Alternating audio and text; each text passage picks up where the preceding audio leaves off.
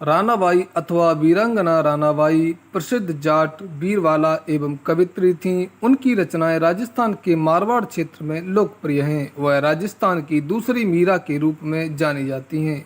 वह संत चतुरदास, जो कि खोजी जी के नाम से भी जाने जाते हैं, उनकी शिष्या थीं। रानाबाई का जन्म राजस्थान के नागौर जिला के हरनावा गांव में सन 1543 ईस्वी में चौधरी जालिम सिंह हुड के घर में हुआ। रानाबाई ने राजस्थानी भाषा में कई कविताओं की रचना की। सारी रचनाएं सामान्य लय में रची गई हैं। उनके गाने के संग्रह को पदावली कहा जाता है।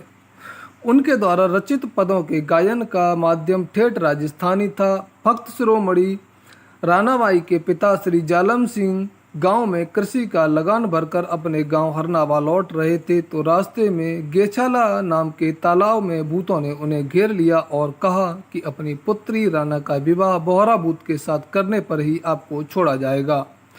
चिंताग्रस्त जालम सिंह ने अपनी पुत्री के विवाह की सहमति भूतों को दे दी। भूत समुदाय आंधी तूफान के रूप में जालम सिंह के घर पहुंच गए। भक्त शिरोमणि रानाबाई ने अपनी ईश्वरीय शक्ति से भूत समुदाय का सर्वनाश कर दिया और रानाबाई ने विवाह नहीं करने का प्रण लिया।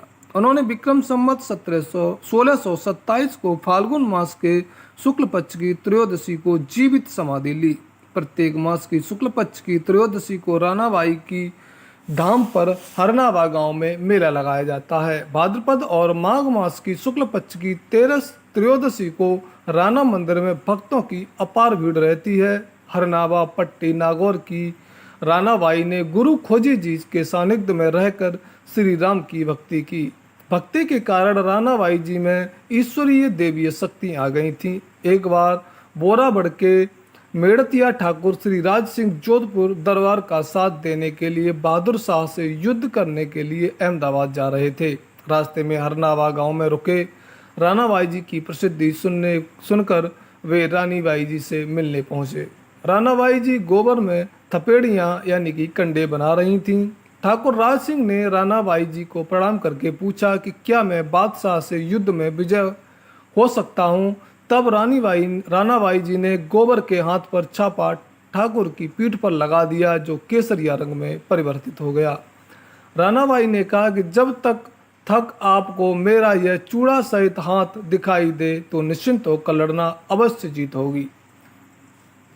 बोराबड़ दरबार बादशाह से युद्ध करके विजयी हो गए और खुशी से कारण रानाबाई को भूल गए। उन्होंने रानाबाई जी को वचन दिया था कि जब जीत कर आऊँगा तो आपके पास आपको प्रणाम करके ही घर जाऊँगा।